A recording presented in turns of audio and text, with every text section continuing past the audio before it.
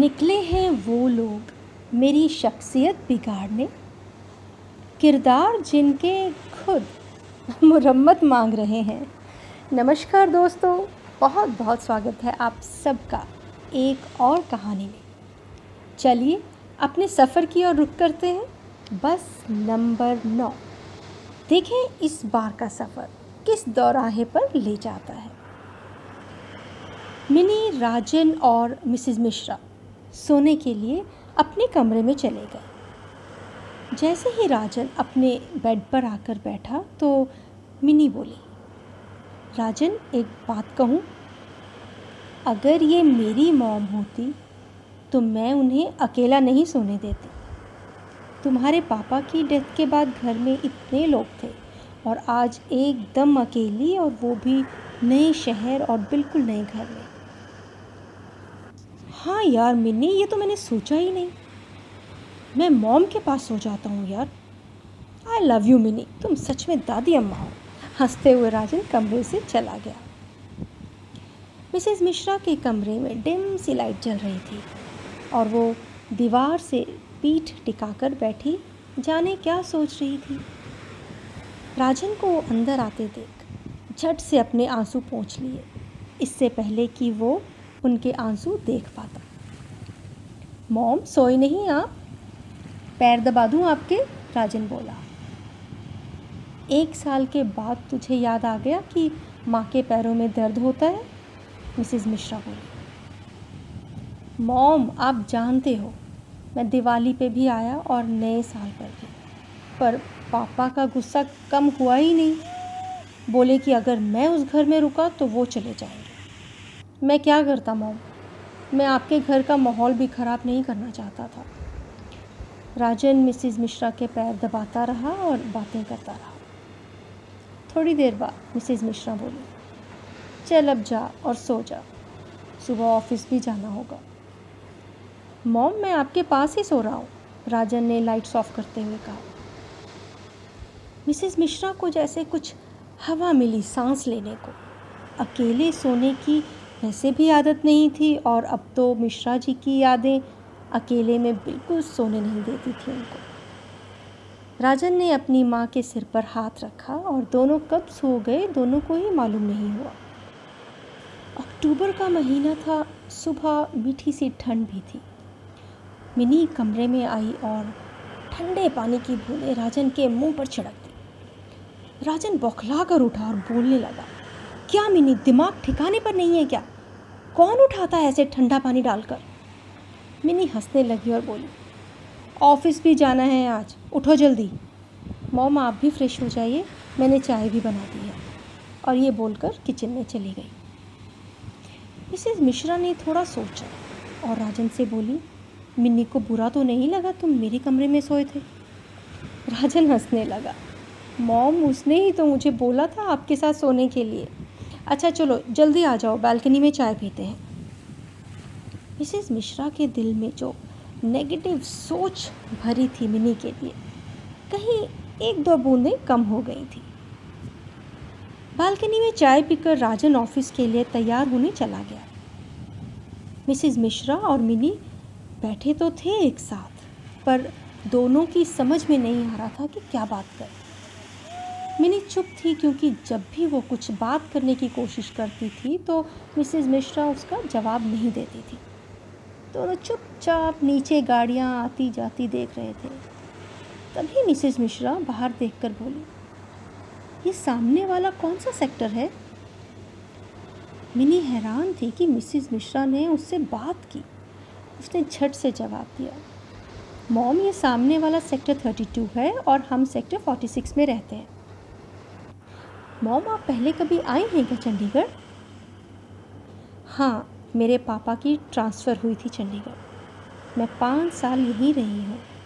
मैंने graduation ST college में की है। ये रास्ता और ग्राउंड देखकर लगा कि कुछ पहचाना सा है। वाह मॉम, राजन ने कभी नहीं बताया कि आप चंडीगढ़ से ग्रेजुएट हैं। तो क्या आप ग्रेजुएशन के बाद कभी चंडीगढ़ आए क्या? नहीं, ग्रेजुएशन करते ही पापा ने मेरी शादी कर दी, मिसेस मिश्रा बोली। और फिर उनकी भी ट्रांसफ़र हो गई चंडीगढ़ से। बस फिर मेरठ से कभी चंडीगढ़ आने का कोई बहाना ही नहीं मिला। तभी कमरे से फ़ोन की आवाज़ आई। मिनी झट से उठकर मिसेस मिश्रा का मोबाइल ले आई। मॉम, रिद्धिमा का फ़ोन है, आप बात कीजिए, मैं नाश्ता लगाती हूँ। ये बोलकर मिनी मिसेस मिश्रा को बालकनी में ही छोड़कर किचन में आ गई। तीनों ने नाश्ता किया और राजन ऑफिस चला गया। कुछ दिन ऐसे ही निकल गए। मिसेस मिश्रा अब मिनी के साथ रोज़मर्रा की बातें करने लगी थी, मगर मिनी का राजन के साथ हर बात पर बहस करना और उसे किसी काम के लिए ऑर्डर करना बिल्कुल अच्छा नहीं लगता था। और हॉटकेस में रखे परांठे राजन को खाता देखकर तो बहुत ही दुख होता था मिसेस मिश्रा को। मॉम, कल से मुझे भी वापस स्कूल ज्वाइन करना है। मैं सुबह आप लोगों के लिए परांठे हॉटकेस में रख दूंगी। राजन आपके लिए और अपने लिए चाय बना लेगा। मिनी ने शाम की चाय मिसेस मिश्रा के सामने रखते हुए कहा और अपनी चाय लेकर बालकनी में रखे झूले पर बैठ गई। मॉम, क्या मैं अपना मोबाइल नंबर आपके फ़ोन में सेव कर दूं? मिनी ने हिचकिचाते हुए पूछा। अगर कुछ ज़रूरत पड़े तो आप मुझे कॉल कर लेना या मैसेज। मिसेस मिश्रा मुस्कुराई और अपना मोबाइल फ़ोन मिनी को पकड़ाते हुए बोली, ले कर दे। मिनी ने फ़ोन हाथ में लिया और अपना नाम और नंबर टाइप करने लगी। मॉम, आप कैसे टाइप करती हैं? इसके तो नंबर्स भी मिट गए हैं, मिनी बोली। मुझे किसे मैसेज करना होता है मिनी? ये भी राजन के पापा का फ़ोन है। बस बात ही तो करनी होती है और बात आराम से हो जाती है। मिनी ने अपना नंबर सेव कर दिया। फिर मिनी मिसेस मिश्रा को मेड के आने का टाइम, घर की चाबी, ग्राउंड फ्लोर वाली शर्मा आंटी, इन सब के बारे में बताने लगी। मॉम, वैसे तो राजन 11 बजे ऑफिस जाया करेगा और मैं 3 बजे से पहले ही घर पहुंच जाया करूँगी। बस 3-4 घंटे आपको अकेले रहना पड़ेगा। रात के खाने के बाद मिसेस मिश्रा मिनी को बोली, मिनी, तुम सुबह बस अपना नाश्ता कर लेना। राजन और अपने पराठे मैं खुद बना लूँगी। नहीं मॉम, आप क्यों बनाएंगी? मिनी बोली। अरे तो क्या हुआ, मेरठ में भी तो काम करती थी ना, बल्कि थोड़ा टाइम भी पास हो जाएगा। और मन ही मन खुश थी मिसेस मिश्रा कि 1 साल बाद उनको बेटे को अपने हाथों से गर्मा गर्म पराठे खिलाने का मौका मिल रहा है। हाँ, यही सही रहेगा मिनी, तुम अपना पापड़ जैसा पराठा खुद ही खाकर जाना, मेरे लिए मॉम बना देंगी। और राजन ये बोलकर हंसने लगा। मिनी भी मुस्कुरा दी। सुबह मिनी घर की चाबी बॉक्स में डालती हुई मिसेस मिश्रा से बोली, मॉम, मैं जा रही हूँ और घर की चाबी बॉक्स में रखती है। मिसेस मिश्रा उस दिन ऐसे खुश थी जैसे बच्चे खुश होते हैं जब मम्मी उन्हें घर में अकेला छोड़कर मार्केट जाती हैं। हाँ, तुम चिंता मत करो मिनी, अब तो मुझे मालूम है तुम्हारे घर का हिसाब किताब। मिनी ने नीचे जाकर देखा तो उसकी स्कूटी पंचर पड़ी थी। वो वापस ऊपर आई और राजन को उठाने लगी। राजन, मुझे स्कूल छोड़ाओ ज़रा, मेरी स्कूटी पंचर हो गई है। मिनी, यार कैब मंगा लो, मुझे सोने दो, राजन बिना आंखें खोले बोला। राजन, लेट हो जाऊंगी कैब की वेट में, वैसे ही इतने दिनों बाद स्कूल जा रही हो। अपनी फ्रेंड प्रीतू को फ़ोन कर लो यार, वो घर से पिक कर लेगी तुम्हें या मेन रोड से। राजन, हद होती है आलस की, तुम अगर नहीं उठ रहे हो तो ठीक है, मैं तुम्हारी कार लेकर जा रही हूँ। मिनी कमरे से बाहर निकलती हुई बोली। मिनी, मैं कैसे जाऊँगा ऑफिस, रुको आ रहा हूँ, तुम कार स्टार्ट करो। राजन अनमने मन से आंखें मलता हुआ उठा और शीशे में अपने बाल ठीक करते हुए बाहर चला गया। मिसेस मिश्रा ये सब देखकर बड़ी परेशान थी। कितनी बहस करती है ये लड़की, जब देखो राजन की बराबरी करती रहती है। पति की इज्जत क्या होती है ये संस्कार तो जैसे हैं ही नहीं इसमें। राजन 10-15 मिनट में मिनी को छोड़कर वापस आ गया। मॉम, चलो मैं चाय बनाता हूँ, आज माँ बेटा शांति से बैठकर चाय पियेंगे। नहीं, मिसेस मिश्रा बोली, तू ब्रश कर ले, मैं चाय बनाती हूँ।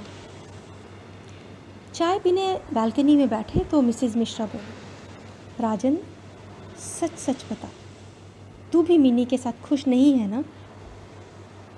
राजन ने चाय का कप टेबल पर रखा, बड़ी हैरानी से अपनी माँ की तरफ देखा। मॉम, आपको ऐसा लगता है, लेकिन क्यों? मिसेज़ मिश्रा ने चाय का कप उठाकर वापस राजन के हाथ में थमाते हुए कहा, कितनी बहस करती है ये, तेरी बराबरी करती है, तू पति है उसका, इस बात का हमेशा ध्यान रखना चाहिए एक पत्नी को। मॉम, वो बराबरी करती नहीं, वो बराबर है मेरे। वो बहस करती है क्योंकि हक है उसका। हम पति पत्नी हैं मॉम, वो मेरी गुलाम नहीं जो मैं बोलता रहूं और वो चुपचाप सुनती रहे और अंदर ही अंदर घुटती रहे। मिसेज़ मिश्रा को ये बात थोड़ी पसंद नहीं आई। तो क्या मैं गुलाम थी तेरे पापा की? ये सब मिनी ने ही पढ़ाया होगा तुझे, मैंने तो कभी ये सब नहीं सिखाया तुझे, मिसेज़ मिश्रा बोली। मॉम, आपने ये सब नहीं सिखाया मुझे, पर आपको ही देखकर मैंने ये सीखा है। मॉम, मालूम है, जब भी पापा ऑफिस से आते थे और ऑफिस का सारा गुस्सा आप पर निकाल देते थे और आप चुपचाप सब सुनती रहती थी, तो मैं कुछ बोल नहीं पाता था, मगर मन ही मन चाहता था कि आप बोलें, आप बताएं पापा को कि आप भी सारा दिन घर के काम करके थक गई हैं। अगर उनकी चप्पल गलती से कहीं और रखी गई है तो इतना गुस्सा करने वाली बात नहीं है, पर आप पत्नी की ड्यूटी समझकर सब सुनती रहती थी। ये मैंने तब सीखा था मॉम कि पत्नी गुलाम नहीं होती, हम सफ़र होती है। मिसेज़ मिश्रा एक टक राजन की तरफ देखती जा रही थी, कोई शब्द नहीं थे उनके पास बोलने के लिए। क्या मिसेज़ मिश्रा मिनी को पूरी तरह अपना पाएंगी? मिसेज़ मिश्रा के चंडीगढ़ रुकने को लेकर मेरे बहुत से फ्रेंड्स के कमेंट्स मुझे मिले और मुझे बहुत मज़ा आया उनको पढ़कर। देखते हैं आगे क्या होता है। अभी तो कुछ दिन ही हुए हैं मिसेज़ मिश्रा को चंडीगढ़ में। मिलेंगे नेक्स्ट एपिसोड में। आप सबके प्यार के लिए बहुत बहुत शुक्रिया।